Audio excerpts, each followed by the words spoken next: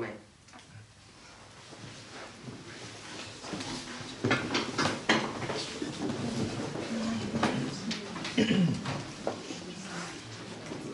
Looking at the subject of parable teaching,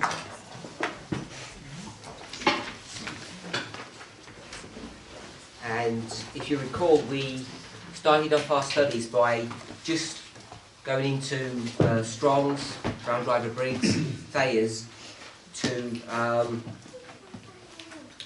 look at some definitions of what parables are and how they operate. We saw that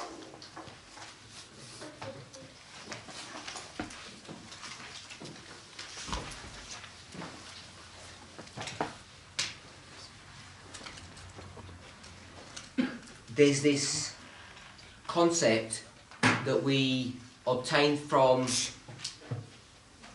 this idea of juxtapositioning,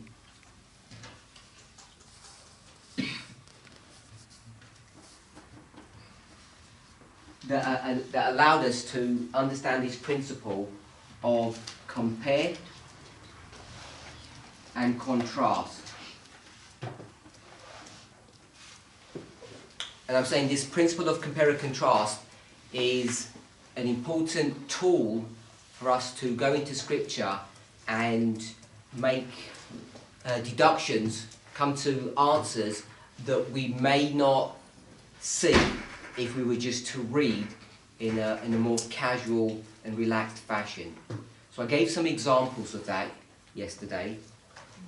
We're not going to go over the basic concept of the two warships coming together that are in tension, they're against one another, they're following the same rules. We understand about the natural and the spiritual. So I'm not going to repeat that, but if you recall that we went to a couple of Bible verses. First one that we went to was which one? Remember? Daniel 11 verse 41. So we went to Daniel 11 verse 41, and straight away you can see the whole tenet of the verse is the identification of two groups, and they've got different experience. We know the one is escaping and one is overthrown. But I'm saying when you start applying these rules, what you can do is, even though it doesn't tell you in the verse, you can see a couple of things. First of all, that you're talking about the same group of people. So when I mean the same group, I mean that they're both identifying God's people. So when you pick up the characteristics of one group, you can then bring that and apply it to another group. The problem in a study like this, which is just at a prophecy school, we end up cutting a lot of corners, and even though I'm saying we're applying these rules, you will notice that we're not just using this rule, we're applying many rules, many methods to come to our conclusion. As an example, when it talks about a group that are escaping out of his hand, I'm already identifying that this is the Sunday law history, already identifying that this is the fulfillment of Revelation 18 verse 4, which says, "Come out of her, my people." So even though we haven't proven it, I'm just making the assertion that not only are these God's people because they're relative, but you can proof text that. But the point I wanted to see was not that, because that's relatively straightforward. It's to show us that the group that are overthrown are paralleling, or we should be paralleling them with the group that escape. And when you do that, you can begin to see mirroring experiences. So we understand what that word escape means. It means someone who is in prison that is now going to be free. And when you compare that to the other group, then what you realise is that there's a group that are free, and they're going to go, the verse says they're going to be overthrown, but we want to define what overthrown means. And I'm saying the way the verses are structured using this methodology, you know that they're going to go into prison. We then asked ourselves, what does it mean to escape? What are you escaping from? It's not a matter of geography. You're not escaping from one location and fleeing to another, even though the imagery often is couched in that kind of language. as an example, when it says, come out of her, my people, what are you coming out of? You're coming out of the land of Babylon, and you're going back into the glorious land. And we can demonstrate that in a number of stories, particularly ancient Israel and the Millerites. So, using this methodology, when we went to verse 41, I'm saying they're both identifying God's people in two different experiences, and all of that, which I hopefully is relatively straightforward for us to see, has ramifications in the way we approach or identify or look at people. And I explain that with this following model. In the New Testament, there are two kingdoms identified. There's God's and there's Satan's. And at first glance, you might think that this would be the church and this might be the world. But what Paul begins to identify is that whether you're in the church or out of the church, a Jew or a Gentile, it makes no difference. Because according to Romans 3:9, what condition are you in? Sin. You're in sin, you're under sin. So in Satan's kingdom, you can have the church and the world, or the Jews and the Gentiles. And then he's going to develop another argument to show that when you're in God's kingdom, this is also the church and what I'm calling the world, although it's not an accurate term to really use that. And this is composed of Jews and Gentiles.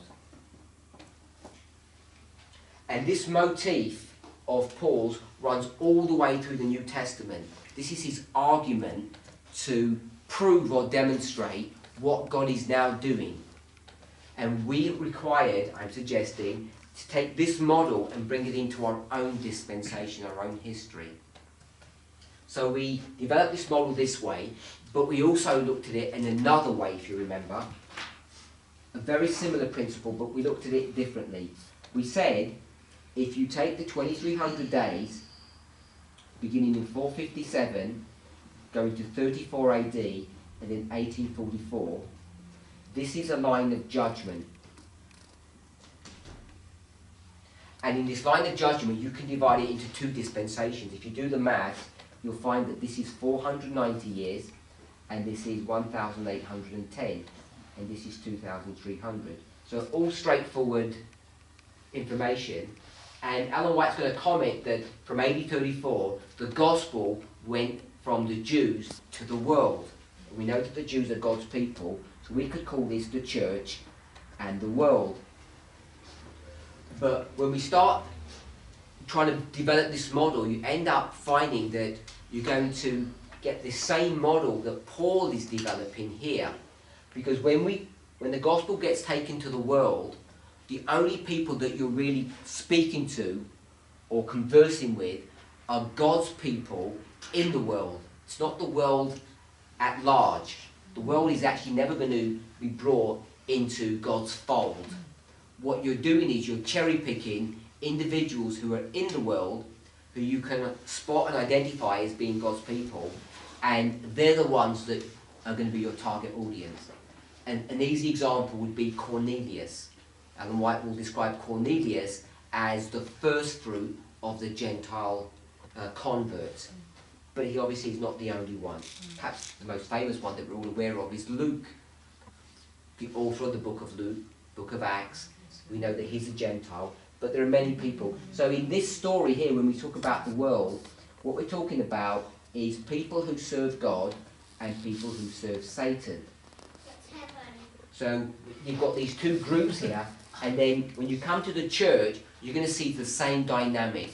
People who serve God and people who serve Satan. So you see this same model that we've got here, that we can take from the 2300-day prophecy, is the same model that Paul's using. This is a recurring theme. It's not anything new. So all we're doing when we come to our own history and we start targeting the church, and people say we shouldn't be doing that because we should be focusing on public evangelism, we're just taking a recurring theme that I've given you at least two examples here. There are others, to show you that God first requires us to go to the church because in the church there's a problem.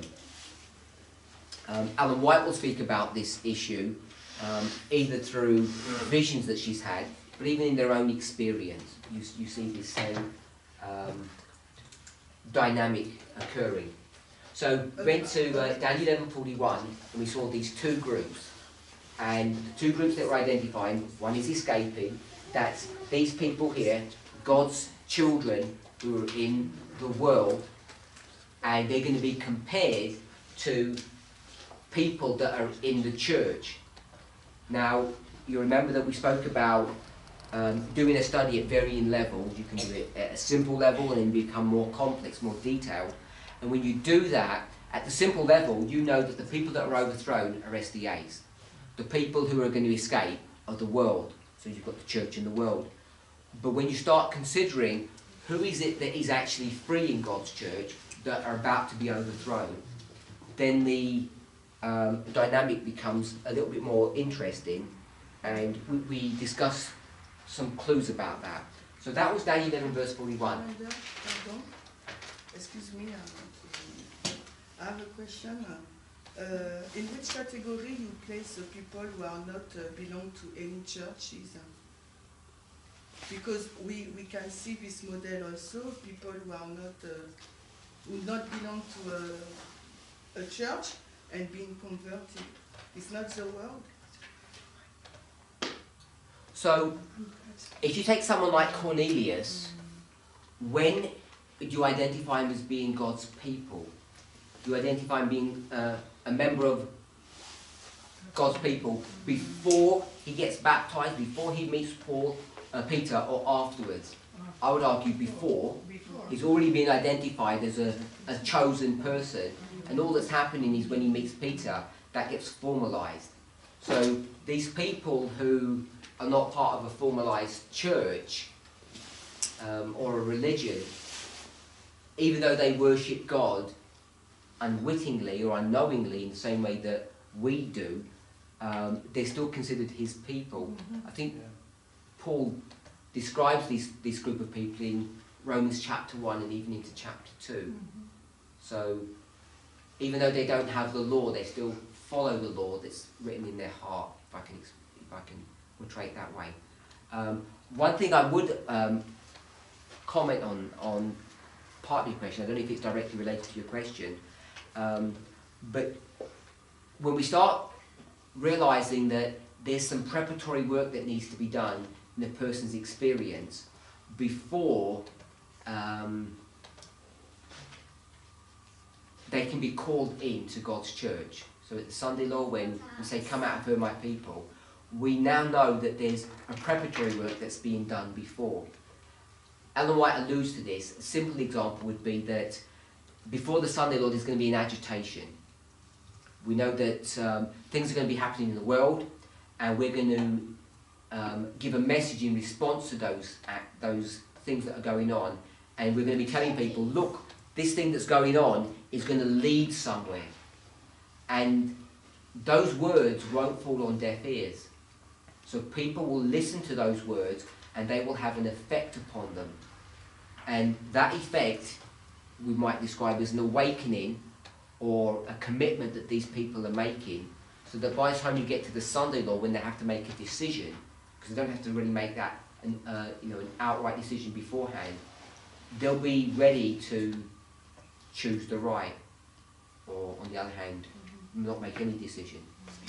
So the only point I want to make about that, when you say people who are not in the church, like an atheist, I'm inclined to understand that in the Sunday law period, those people will not be targeted. We're not addressing those people. It's churchgoers, it's believers that are going to be addressed and who are going to be making these decisions in the Sunday law, because it's before that that people are going to be making their decision, not for Sabbath or Sunday, but for God or atheism, which is code name for Satan. Those decisions will be made beforehand, not in the Sunday law history. So how? How? Well, we know that the Holy Spirit is talking to people individually, convicting them, bringing them to a place of decision. We know that. But in connection with that, it's the events that are happening in the world. People know things are going wrong.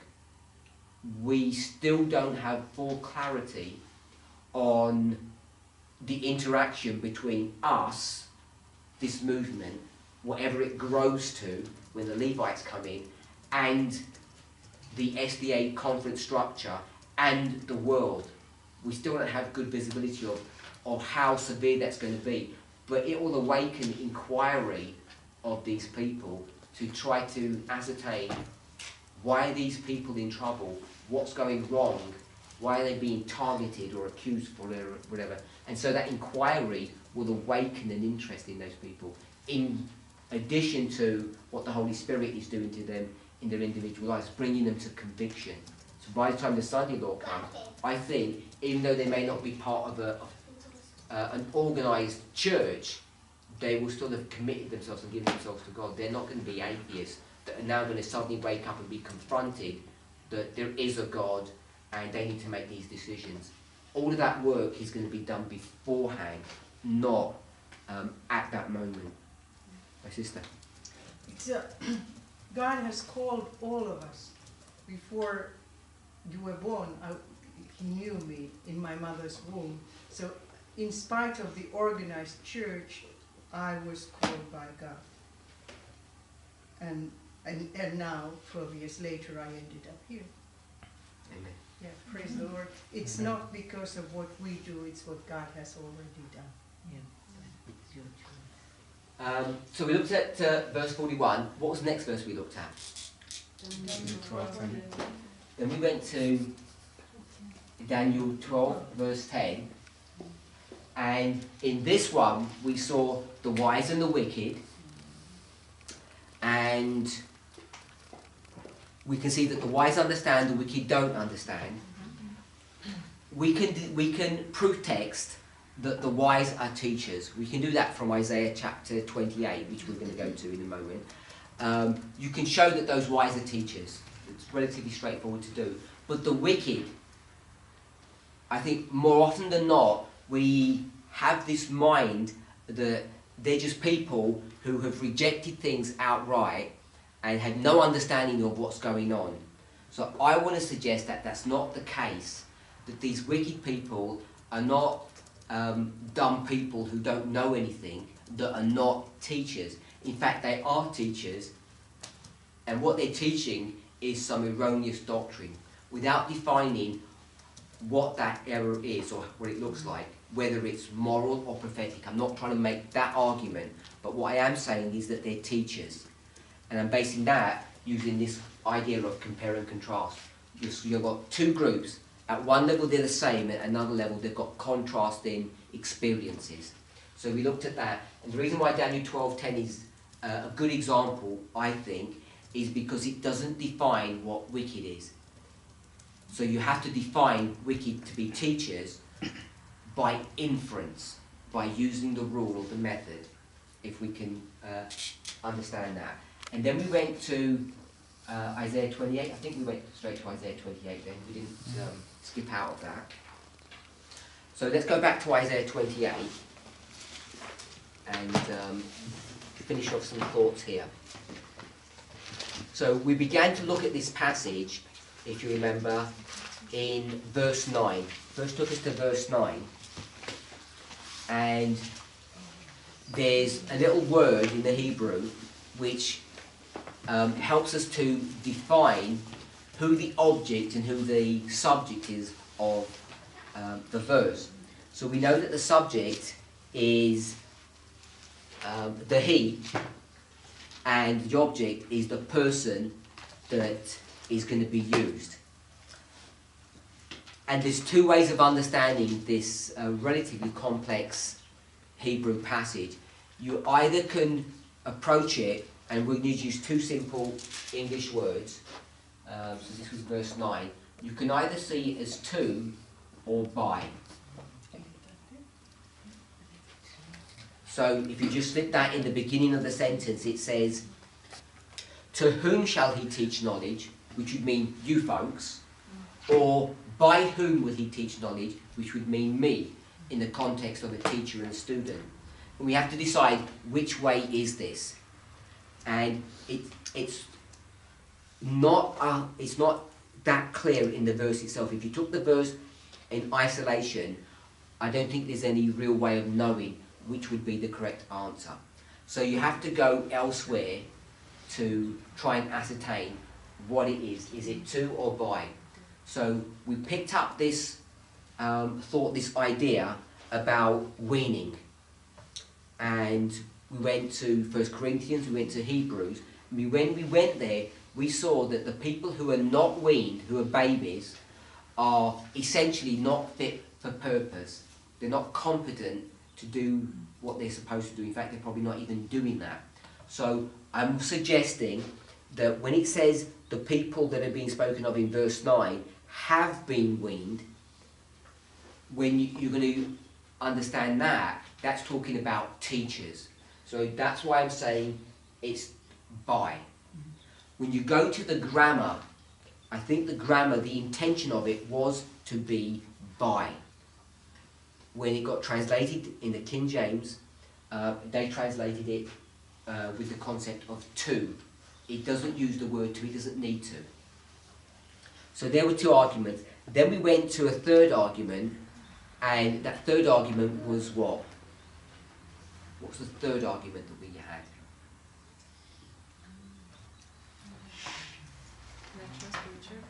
Yes, so it was the argument or the logic of history. So we're going to look at Isaiah 28, in its historical setting. And when we start doing that, we can lay out a pretty accurate history of what's going on. So we did that, if you recall. We had 120 years, 977, which is not germane to our study, but I just put it in there because we've discussed that.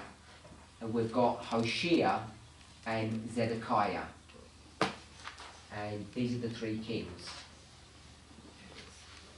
Saul, David, Solomon. 40, 40, 40. So we've got that. And I'm saying that you can identify Isaiah's ministry in this history here. It begins, I believe, with Uzziah, and it ends with Hezekiah. He goes into the history of Manasseh, but Manasseh kills him. So he doesn't really have an effective ministry in that dispensation. So that's where Isaiah is. And if you're reasonably familiar with the 2520 study, you could go to Isaiah chapter 7, and we will place Isaiah chapter 7 here. When you go to the king of Ephraim, and who's that? Do you know who his name is? In Isaiah 7? Pekah, yeah, Pekah the son of Remaliah. So he's just before Hoshea, so that's Isaiah 7. And I'm suggesting Isaiah 7 and Isaiah 28, it's the same history, you're in the same time period, even though it's 21 chapters forward, it's all basically one narrative. It's a prophecy or a story of what's about to happen. So I'm arguing that this is Isaiah 7 to 28, and I'm not saying it doesn't go further than chapter 28. So all of that story in those 21 chapters is all happening in the history before Hoshea. So if you go to verse 1, it talks about the condition of Ephraim, how bad they are. Then in verse 2, it says that the Lord has a strong, this is 28:2, has a strong, mighty person who is about to cause damage and havoc or judgment to Ephraim. So we discussed that, and it discusses a little bit more about the relationship between Ephraim and this mighty one. And then when you get to verse 14, the story has changed from Ephraim to Jerusalem. Wherefore hear the word of the Lord, ye scornful men that rule this people which is in Jerusalem. because ye have said, we have made a covenant with death, and with hell are we in agreement. When the overflowing scourge shall pass through, it shall not come to us. For we have made lies our refuge, and under falsehood have we hid ourselves. So what's being discussed here is that when the overflowing scourge comes to Ephraim, that this punishment is not going to come to Jerusalem. That's what their argument is, because they've made this agreement or this deal with death. And then verse 15 and onwards, basically God is going to respond and say, you know, don't fool yourselves in this trickery, because when the overflowing scourge is going to come to Ephraim, the 10 tribes, it's going to come to you as well. So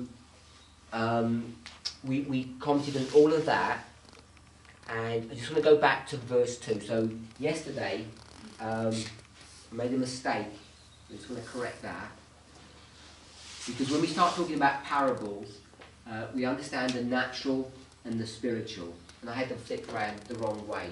So the natural is the storm, the flood, the hail, and the spiritual is actually the strong, mighty one. Should be that way round. So I'm sorry about... Wasn't it different? It was,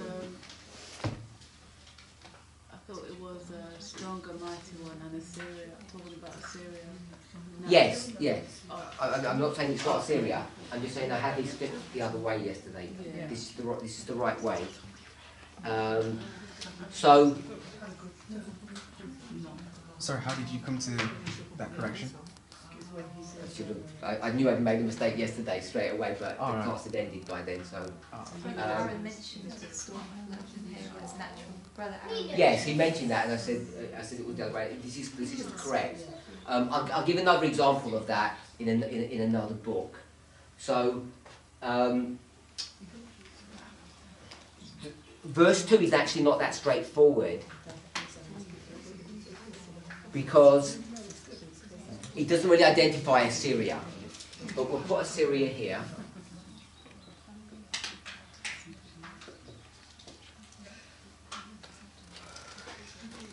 I'll give you a couple of other Bible verses to demonstrate what's going on.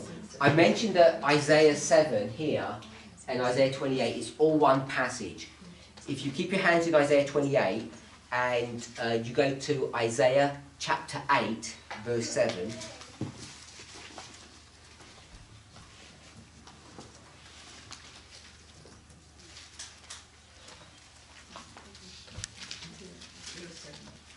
Isaiah 8:7.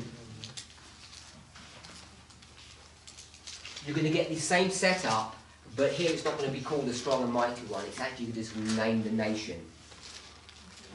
Now therefore, behold, the Lord bringeth upon them the waters of the river, strong and many, even the king of Assyria, and all his glory, and he shall come up over all his channels and go over all his banks.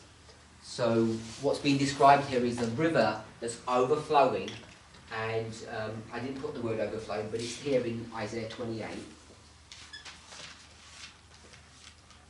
In Isaiah 8 it's described as a river bursting its banks, and it tells you what this overflowing river is. It tells you straight that it's the Assyrian nation.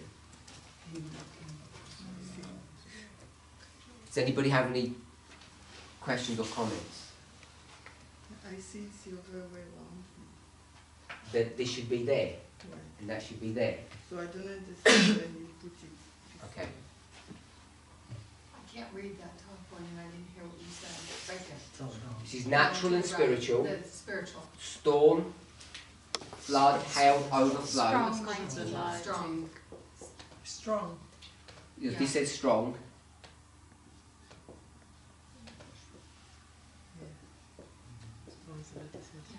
It's the mighty one. Thank you. And it's the Assyrian nation.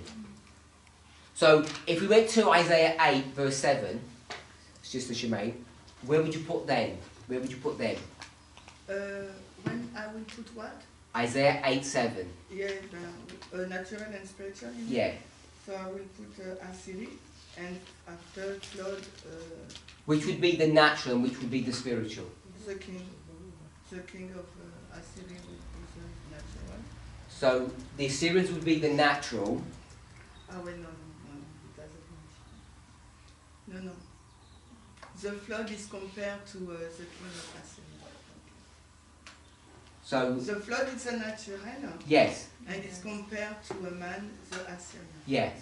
Just like you'd get a sheep, you look at a sheep and you say that sheep Yeah. is a symbol of a man. When you look at that river, it's a symbol of a nation or a man. So I think it's clear to see in Isaiah 8 that it would be this way. So a strong and mighty one is actually a human being. If you know, the imagery is of a human being. So it's comparing a storm or a river. So if you looked at that storm outside, you said, what is that storm a symbol of? That storm is a symbol of a strong person. So the strong person would be what you're trying to show, and you're going to illustrate it by the storm. So the storm would be the natural pointing to the spiritual. So maybe because it's starting in Isaiah 28 by the mighty one, so maybe that's why I pick up this as a natural and compare it with the flood. Yes, and that's what I did yesterday, unwittingly. Just read the verse in the wrong way because you normally structure it the other way around. Let me give you another one. I think I've got another one. No, I had another verse. We know this Assyrian is Shalmaneser. It's the king Shalmaneser.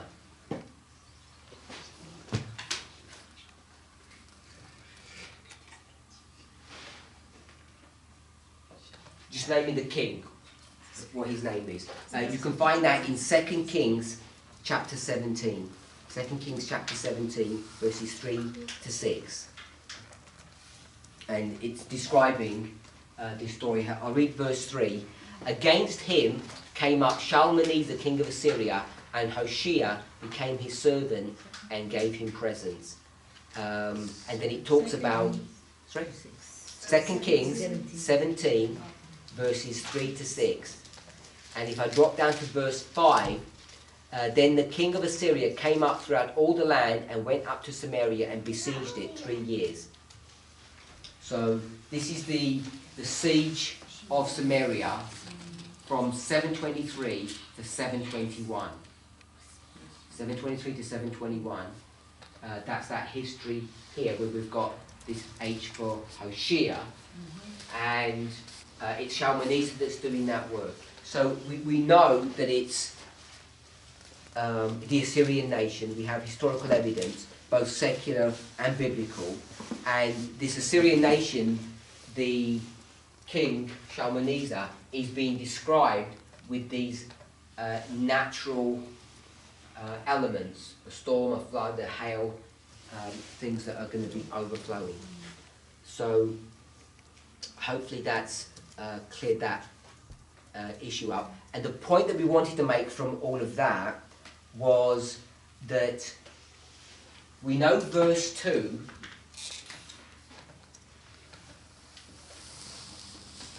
is the 10 tribes, and we know that verse... I should have actually just said verse 1 really. Verse 1 is Ephraim, and we know that verse 14 is talking about Jerusalem. So we know that it actually mentions them by name.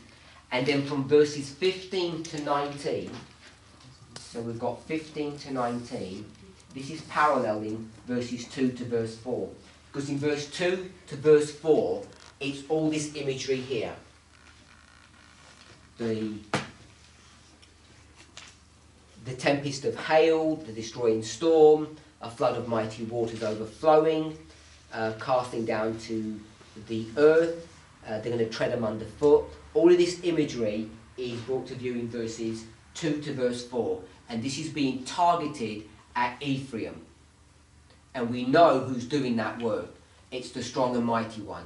We don't know that it's the Assyrian nation in this chapter. We have to go elsewhere. But in the chapter, it tells you it's the strong and mighty one. So we know it's the personification of a person. We know it's a person. In fact, if you go to verse 2 and you cut out the middle section, so I'm going to read verse 2, I'm going to cut out the middle section and read the first part and the last part. So you'll see it. Behold, the Lord hath a mighty and strong one, which shall cast down to the earth with the hand. What is that? Verse 2, 28. 28, so 28 verse 2. So I'm just reading the first part of the verse and the last part. I've chopped out the middle part. Behold, the Lord hath a mighty and strong one, which shall cast down to the earth with the hand. Are we okay with that? Yeah. So the question is, this strong and mighty person who has a hand, so all this is real language, what is he going to cast down to the ground? What's he going to throw to the ground? Sorry? The earth He's going to throw the earth to the ground? shall cast the to the earth. He's going to cast a hail to the ground? Cast the people. He's going to cast the people to the ground? Or the drunkards. The kingdom, Ephraim. He's going to cast the kingdom to the ground.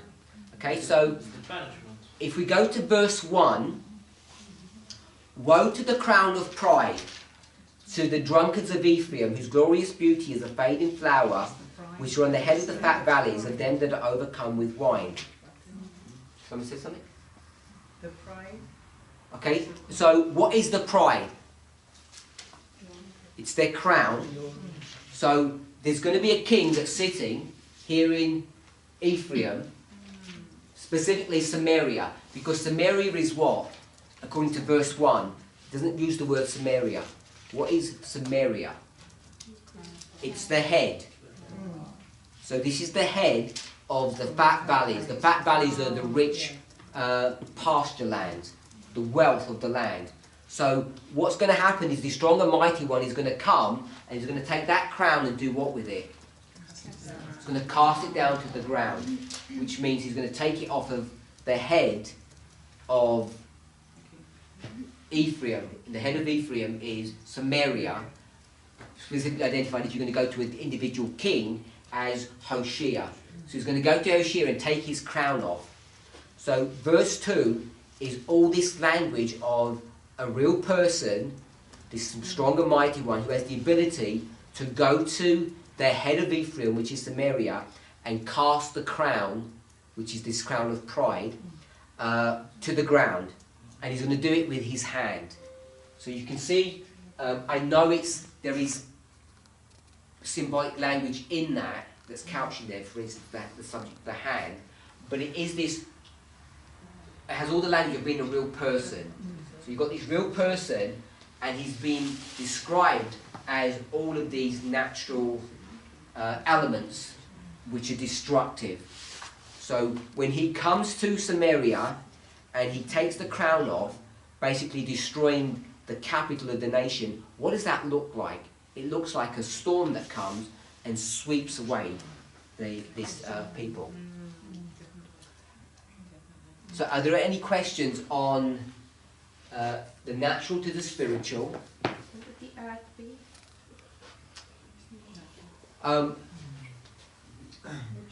I think I didn't want to go deeply into this passage because what begins to be described, the way they've translated this in the English, is the Hebrew has a play of words, because when it says, I don't know if you've got it on your computer, if you check, when it says cast down to the earth, what does that actually mean? When you cast down?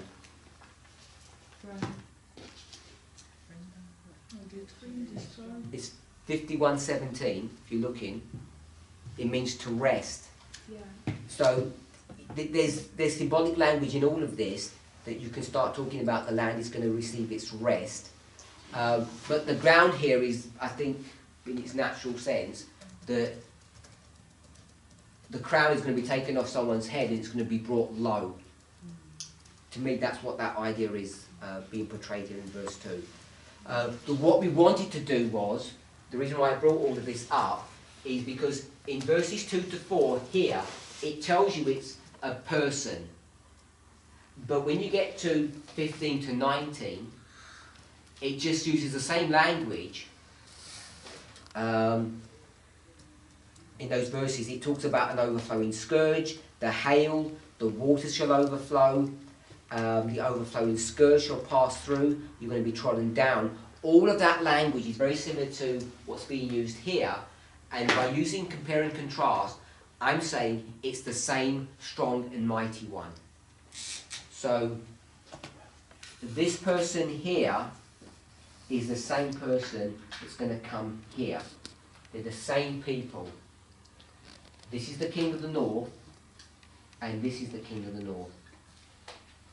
If we're okay with that concept, that's what this methodology will allow you to do. It's not guesswork, and it's certainly not logic. The reason why we're discussing this is because we get accused of using logic, and we're not sticking to a thus saith the Lord. And I'm saying people who are using those arguments, occasionally they may have a point that we do use logic, but the vast majority of the time it's not logic that we're using rules and methods that perhaps we're not even aware of. Certainly they're not aware of them, that there are these rules to use. And because we're not aware of them, we can buy into this concept, yeah, we're just using logic to do this. And I'm saying it's not logic. These are rules that are inbuilt into Scripture, and when we become familiar with them, not only are we allowed to use them, we're supposed to use them. This is not guesswork, this is proper Bible study.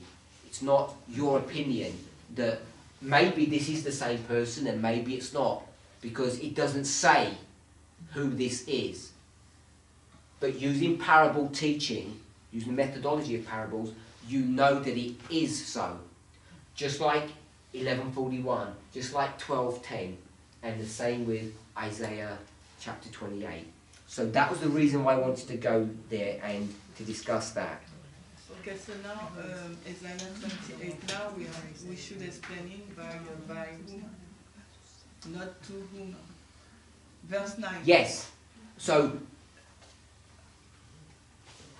I just went through the order of things. So what we did was there are two compare and contrast that we're going to look at in Isaiah 28. One of them we've looked at is the king of the north.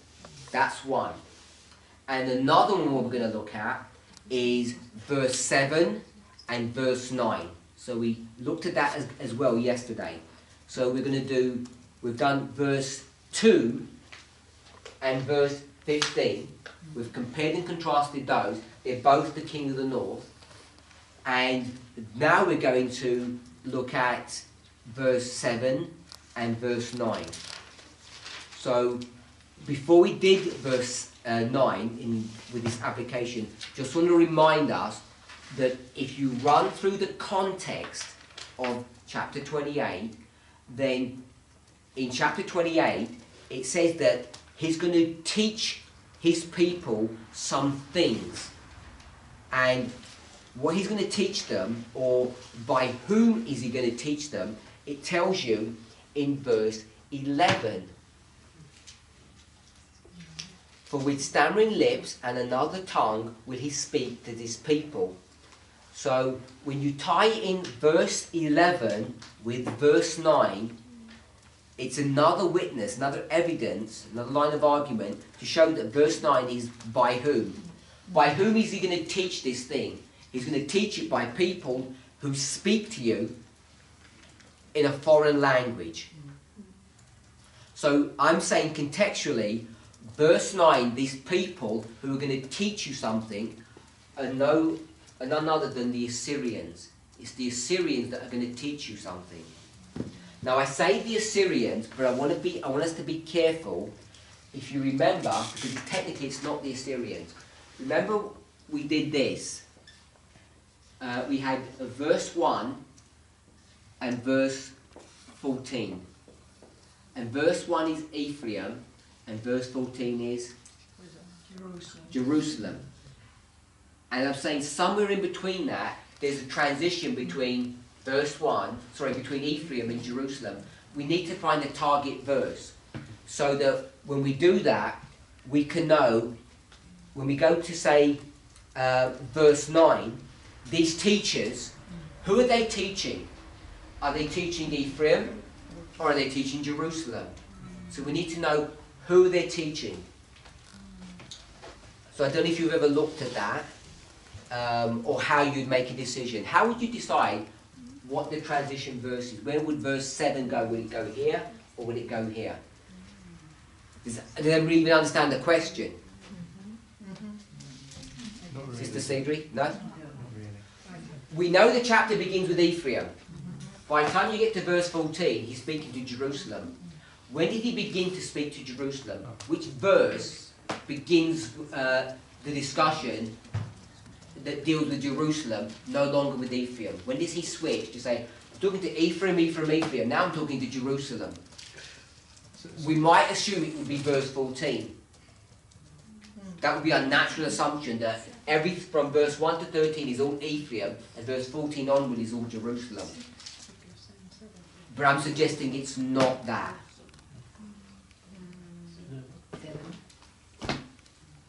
A part of the argument would be that if you go back into the history, the priests and the prophets, particularly the priests, we know that the golden calves are set up here by Jeroboam. And what do all the priests do? I say all, and may not be 100%, but it says it in the context of the priests. They refuse to do what? They refuse to officiate in the system that Jeroboam is setting up. So all those priests, what do? They go back to Jerusalem. They refuse to participate in Jeroboam's apostasy. So they all go to Jerusalem. So what does he end up doing? I think Elder Jeff even mentioned this yesterday.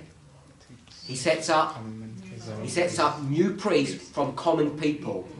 Yeah? So he breaks that law that God has already set up, which is important because you get a breaking of the law here historically, and I'm going to argue, Paul's going to argue, in the time of Christ what's going to happen. You're going to break the same law and you're going to get what kind of a person to become a priest? A common person. Who is that common person? That's Christ.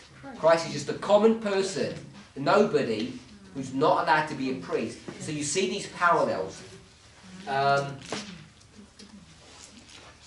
Okay, so I'm based upon that idea. When it talks about priests and prophets in verse 7, where are the priests located? Because now they're drunk, which would infer what? They're drunk now, what were they before? They were sober before, which means they've gone from good to bad. Now those false priests here that Jeroboam is going to be setting up, they weren't good and then become bad. They were never priests. They were just normal people who become bad priests, if you like. So it's not the same dynamic. So you know that verse 7 must be which locality? Ephraim or Judah? Judah. It has to be Judah or Jerusalem. So you know verse 7 is already in this part of the history. So I'm going to suggest that it's, I don't know if anybody's got an opinion, which verse the transition happens. So we discussed this already, you may not have noticed. Let's go down to verse 15. We just read verse 15, and the reason I'm pointing to us to verse 15 because yesterday someone said a different answer, and I just want to clarify this. Because ye have said, we have made a covenant with death and withheld a agreement, when the overflowing scourge shall pass through. When is that going to happen? Because yesterday someone said the overflowing scourge is going to be here in Jerusalem. This is verse 15. I'm suggesting not. I'm saying verse 15 is being discussed here And it says, when this thing happens, you think you will escape. What is the thing that's about to happen? We know it's the scourge, but who is being scourged? Ephraim. This is Ephraim that's being scourged. It says, when you see the scourging here, you think it's not going to come to you. It's not going to come to Jerusalem. It's partially true, because when it happened to them, it did not come to Jerusalem. When does it come to Jerusalem? After. When? 7. 46 years later. 46 years after verse 15, then it does come to them. This is in the reign of Manasseh. It's not Shalmaneser, 46 years later, when the Assyrians come back the second time, and then when they come back the second time, what's their purpose? They're going to depopulate the land. They're going to take all the 10 tribes, those Jews, take them out of their land, and they're going to bring new people in. So we know that, and when they do that, they come south, and they come to Jerusalem, ravage Judah, go to the capital, take Manasseh, and take him back where? To Babylon. They take him to Babylon, which was their temporary capital. So I'm saying verse 15 is this event here when Hoshea is taken. When you see Hoshea taken, you've made a covenant, it says with death and with hell, to say that we are God's people and death won't touch us. Who is death? Who is death in this context? This is the Assyrians. This is it's not Shalmaneser now, because it's it is Shalmaneser in this case, because this is 721, 723. When that event happens, Shalmaneser, the killer, the death person, isn't going to touch us.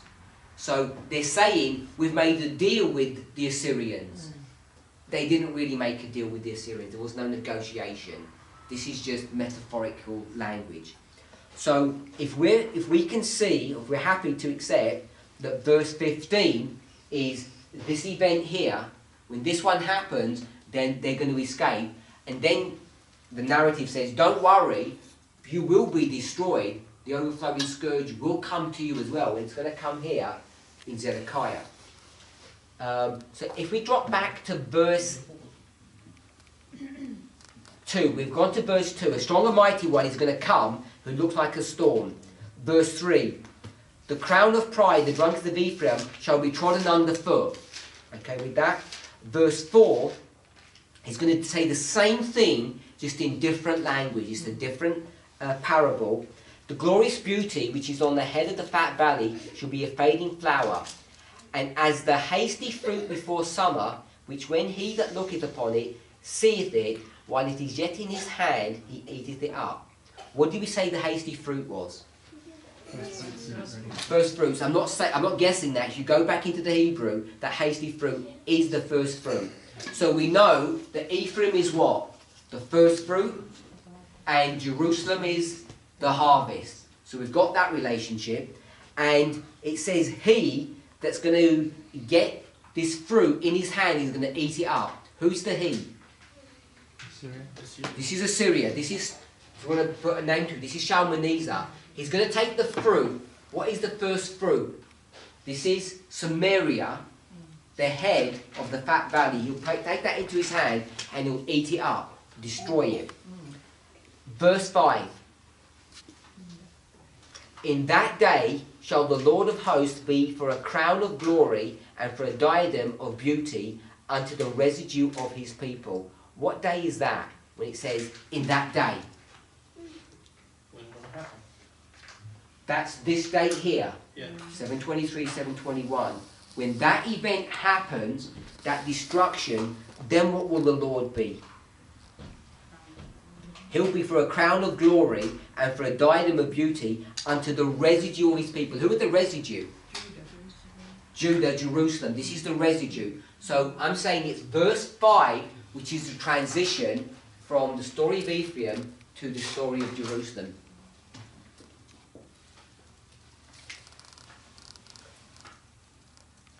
Then verse 5 and verse 6 are tagged together. And for a spirit of judgment to him that sitteth in judgment, and for strength to them that turn the battle to the gain. verse 7. But they also have erred. Who are the they that also have erred? Residue. This is the residue. There's a promise that's being offered to the residue, but the residue have committed the same crime as Ephraim.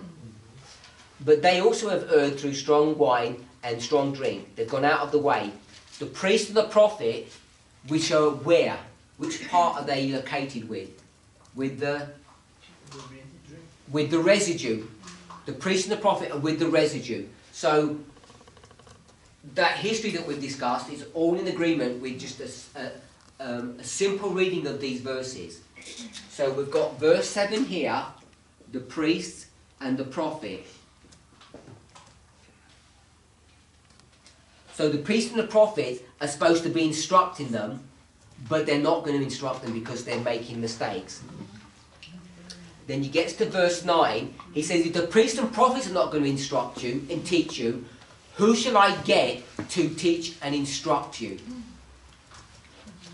And going to verse 11 is the answer. I'm going to use teachers to speak to you who have a foreign language. And who is that? This is the king of the north. I've said the Assyrians, but technically it's not the Assyrians that are going to be doing this work. It transitions from the Assyrians to the Babylonians. And we can demonstrate that. But at the level of using the king of the north, it's the king of the north that's going to teach you this. So it's Babylon that are going to instruct you. And can we demonstrate that the Babylonians understand visions, which makes them prophets? Can we demonstrate that? Yes? Where? Where would we go? In the story of the birth of Jesus with the Magi. So the people that come from the east, that come from Babylonia, they understand the vision of Balaam. Numbers 23 and 24. Sister Shamila? Daniel chapter 1, 2 and 3. So the Babylonians understand visions and dreams? I was thinking of the internet, sorry.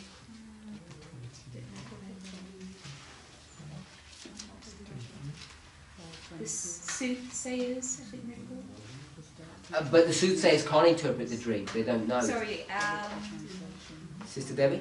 Yeah, I was thinking of the of Cyrus. Cyrus, who's a Medo-Persian, comes from the kings of the north. Yeah. Well, I think he understood what God wanted him to do, that he needs. Sorry, I'm going the wrong way now. Very amazing. The only thing that comes to mind is they knew about Jeremiah. They knew what Jeremiah was talking about. They knew about Jeremiah. Yeah. magicians, astrologers. That was the vision. Sister Ruth? Daniel 8:23. So we go to Daniel 8:23, and in the latter time of their kingdom, when the transgressors are come to the full, a king of fierce countenance and understanding dark sentences shall stand up. So we identify this as Rome, pagan Rome, or papal Rome, depending on the context of how you're going to read that passage. But he understands dark sentences, and if you look at what those dark sentences means, this is another way of saying riddles or proverbs or parables or the vision. So this king that's going to stand up with fierce countenance, he's going to understand this parable. Another passage?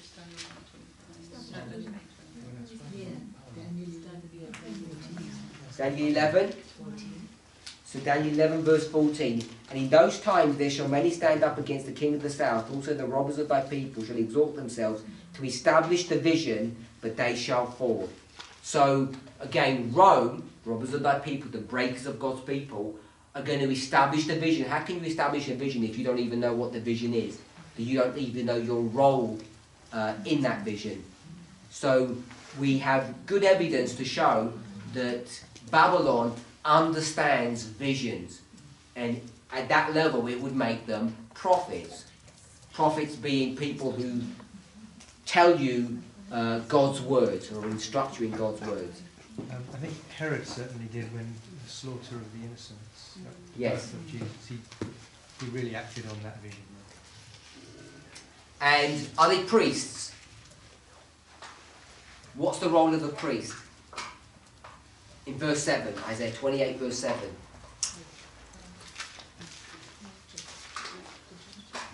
Sister Sophie? Judgment. They bring judgment. They bring correct judgment. And correct judgment means you know the good people and you know the bad people. You know who's good and who's bad, and you can distinguish between the two. And you don't make a mistake. Did the Babylonians have that ability? Yeah. They certainly do. Because when they go to Zedekiah, what do they do to him? Put his eyes out. Poke his eyes out and kill his sons. And when they come to Jeremiah, what do they do? Sorry? No. No, the Babylonians. They free him? They free him. Yeah. Before they enter the city, they say, go and find Jeremiah. We know him by name. And when you find him, do whatever he asks you to do. So they're able to bring correct judgment. That's okay. Are we saying Sorry? Ezekiel 9. So then we can come to, we'll go to Ezekiel 9 in a second. I'm just asking where you're talking about verse 7 for Babylon. Just now. Verse 9 and 11.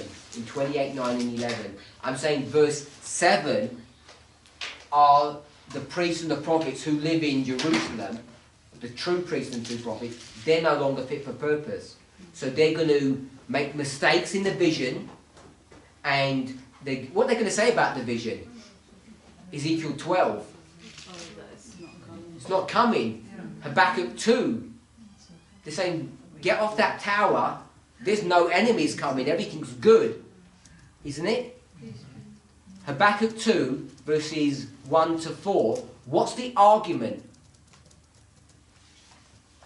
We'll go to Habakkuk 2.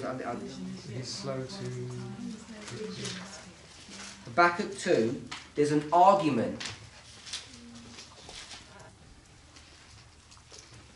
Verse 1, I will stand upon my watch and set me upon the tower and will watch to see what he will say to me and what I shall answer when I am reproved. Who's reproving Habakkuk? Who's arguing with him? I think it's the Jews that are arguing with him. What's he doing? He's standing upon a watchtower. Why? Because something's coming.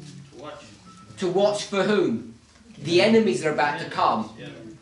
And all the false prophets are saying what? Peace and safety. Peace and safety. There's nothing happening. You're wasting your time doing that. So when he stands upon the watchtower, they're going to reprove him and argue with him. Because they've erred in vision. Ezekiel 9. We'll go to Ezekiel 9. And in Ezekiel 9, you have 6 men who are in charge of Jerusalem. They're in charge of Jerusalem before Jerusalem is destroyed. If you want to go to the study of those years, we know that they besieged Jerusalem. I think it's 18 months, the besieging. So they're already in charge of Jerusalem long before the besieging, but even if you just mark it from the siege, in that siege, we know that the Babylonians control and run Jerusalem. The 6 men come from which direction? They come from the north. And what are they going to do? At least one of them is going to mark the people. So how do you mark people?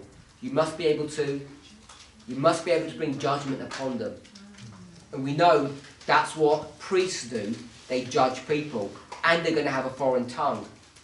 In all of its historical application, in its original setting, this is all talking about Babylon. And what do they do here? Depending if you want to go, say, the 5 or 6 men, what do? They slaughter everyone who's doesn't have the seal of God, who weren't sighing and crying. Who does all the slaughtering in the history of Ezekiel? It's Babylon that's doing that. So I'm saying there's strong arguments to show that when you come back to Isaiah 28, verses 9 and 11, these teachers, these priests and prophets, is Babylon that's going to be doing this work on behalf of God. And what we do is make an application of that. We take that all around and we make an application.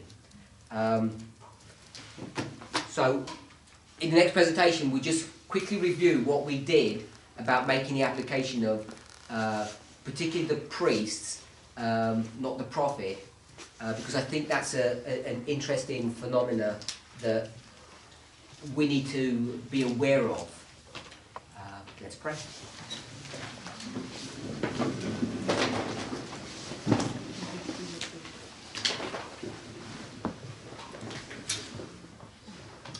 Heavenly Father, we thank you for your goodness, for your watch care over us.